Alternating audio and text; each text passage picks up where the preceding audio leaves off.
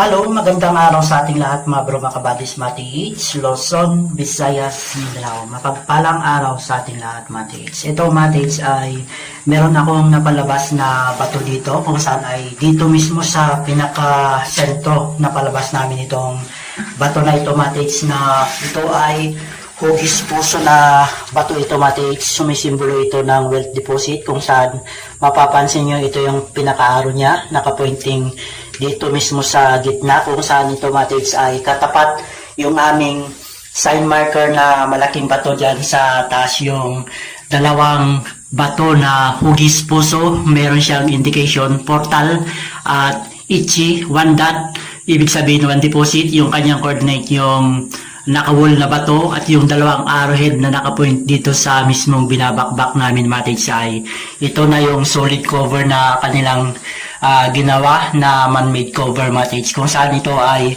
pinagpapatuloy pa rin namin, Matiits, kung saan mapapansin nyo nga yung nandito sa mismong center spot ay ito yung napalabas namin, Matiits, na hugis puso na bato, sumisimbolo wealth deposit, at dito mismo sa sentro namin na palabas, Matiits, kung saan ito ay grabe, napakasulido yung ginawa nila na cover dito, Matiits. At ito ay may halong carbon yung aming tinitira, Matiits, na kung saan ito nga yung aming napalabas na naman, Matiits, na ito ay solid na bato. Kung mapapansin nyo, ito, Matiits, ay hugis puso, na kung saan, Matiits, ay solidong bato na ito na nagpapahiwatig ito na malapit na kami sa kinaroroonan ng spot item. Kung saan nga ito yung pinaka-arrowhead niya, Matiits, na ang position niya ay ganyan.